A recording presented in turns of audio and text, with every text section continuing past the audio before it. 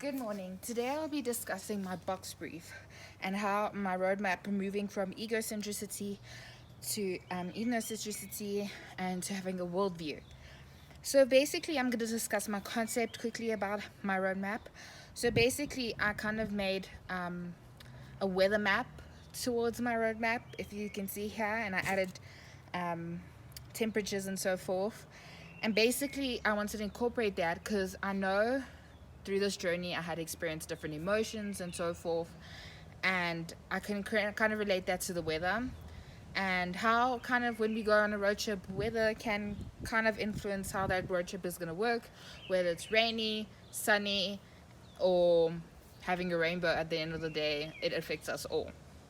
So basically I'm going to discuss first moving from egocentricity to ethnocentricity, and basically I'm going to discuss my culture very quickly. So I'm a Portuguese girl. I grew up in a very, I would say, ignocentricity and ethnocentricity culture, because I feel like in some ways when I was growing up I felt like my culture was better than others, and this is truth be told. I found that I was very snobbish, and I didn't I was thought we were better and so forth, and I think that's because of the environment I had incorporated myself into, and most because I was grew up Catholic, and in terms, I feel like a lot of Portuguese people in the Catholic religion think that they are better than the others, thinking that because in some type of ways people who are Catholic think that they are going to go to heaven rather than other people from other religions. So for my first object, I had included my matric visual journal from arts, and I remember doing this project on my culture. Funny enough, and it's all about me being Portuguese and experiencing being a woman, and I wanted to incorporate that into my box, so I had placed it in my box. I was going to put it here in egocentricity. I think it's because I did it based on how women in my culture are abused, and I know my grandmother was abused, and it was kind of relating to her death in some type of way because of how selfish my grandfather was. So I can see that into the egocentricity realm in certain ways. Yet again, I have another object placing on my egocentricity because it's relating to my culture. This is a hat of Portuguese people. I'm originally from Madeira, Portugal, and this is our cultural wear, and they wear this when they do the bilingual, which is like a dance. And yeah, so I'm placing this on the egocentricity because it relates to what I've experienced in my culture. Then here I have my old school tie. I'm placing this because when I went to high school, I went to a boarding school. So obviously thinking that my culture is better and so forth. Sorry, I'm having a part two. My camera cut out. So basically here I have my old school tie. And knowing as a child I was very egocentric because I was selfish and I wasn't considerate of others. I remember even because I was surrounded by the wrong people, and my mom was surrounded by the wrong people.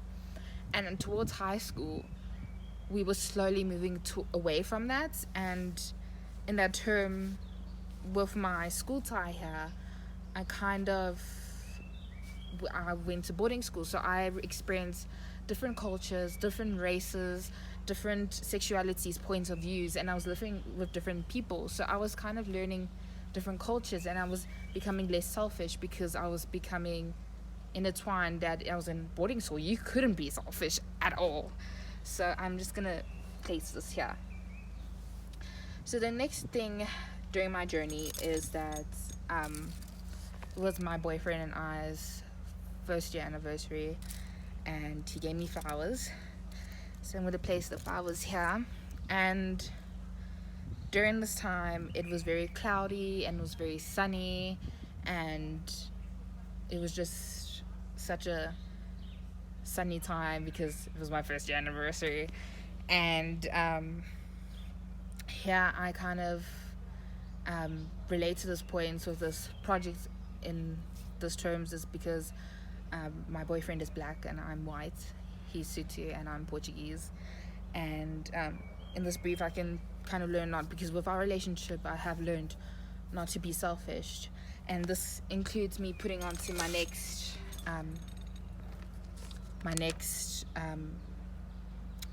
object here, which is a quote from the book How to Kill a Mockingbird, and it says, "You never really understand a person until you consider things from his point of view, until you climb inside his skin and walk around it." And during my relationship, I have learned a lot to put myself in his shoes and see from his point of view.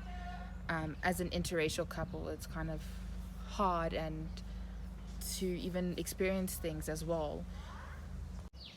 So that's moving on to the rose and explaining my relationship. I think it's mostly important how people kind of look at two different cultures as a bad thing and interpreting it in a relationship. And I think just people are just really scared, and that's relating to the egocentricity about them being selfish and not wanting to learn more and consider others.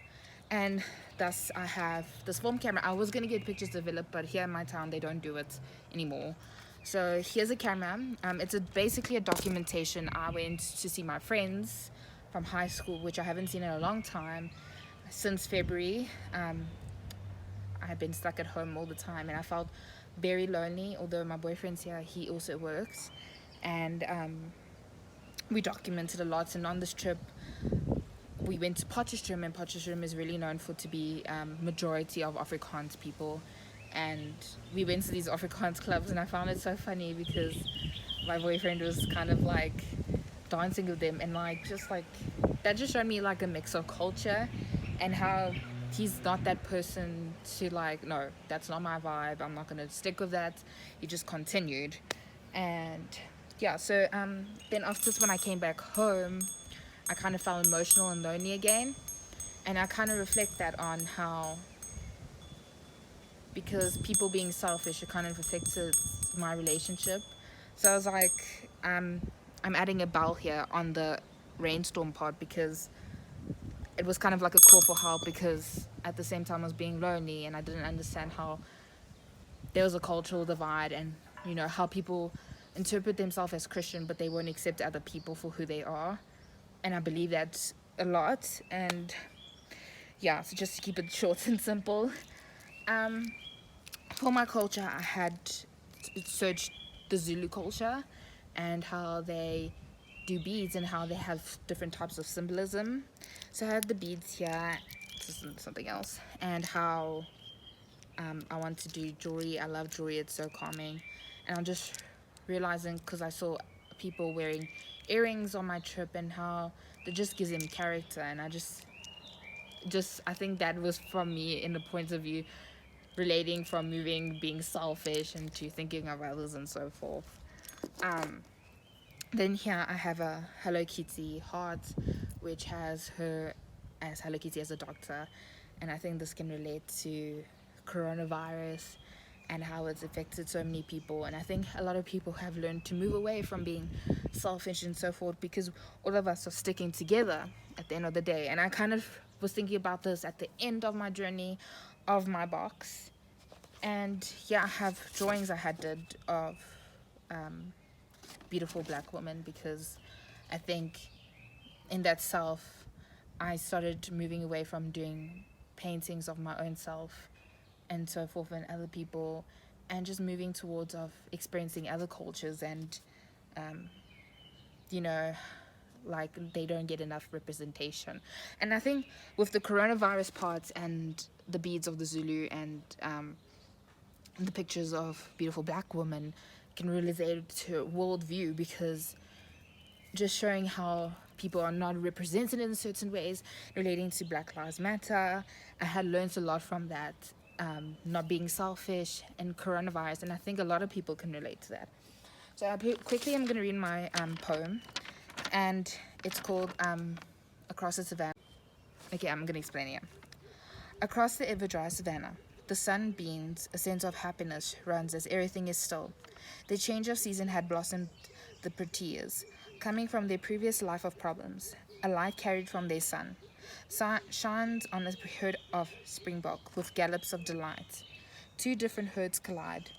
Utando Lukazaziza, a field of flowers sing. Luja Lasiwa, time is precious. Clouds gather and lightning strikes, a division across the land, just like the gates of Robben Island. But there's no denying that there's a rainbow after the storm. So I'm just going to interpret my symbolism quickly here. The savannah is a symbolism of myself, reflects on the naivety I had experienced being Portuguese when I was young. That's having to be happy, forced happy in some ways. Then I had started to open my eyes, explaining the proteas. It symbolized growth, realizing the problems had around me. So explaining the problems around me. And then a light carried from the sun, and I'm showing that as God. And shine on a herd of springboks with gallops of delight.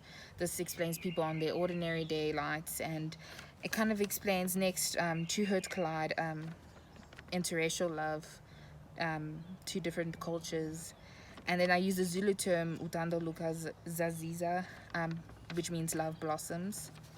And Luja Liziva means make hay while the sun shines, and making it seem like make the time you have worth it in terms of my relationship. And clouds gather and lightning strikes, a division across the land, just like the gates of Robben Island. I'm relating to the light division to apartheid and society, and how I kind of, with Robben Island, I kind of relate to how I could see in those times in apartheid, like my boyfriend could have been behind bars and I could be the one on the other side of the gates, and how it's just that interpretation of being divided and how people just are so selfish when it comes to experiencing other cultures. But there's no denying that there's a rainbow after the storm. Rainbow relating to Rainbow Nation of South Africa. And After the Storm is my boyfriend and I's song called by Kali Uchis and Tyler the Creator. But yeah, this is my brief. Hope you enjoy that. Yeah, thank you.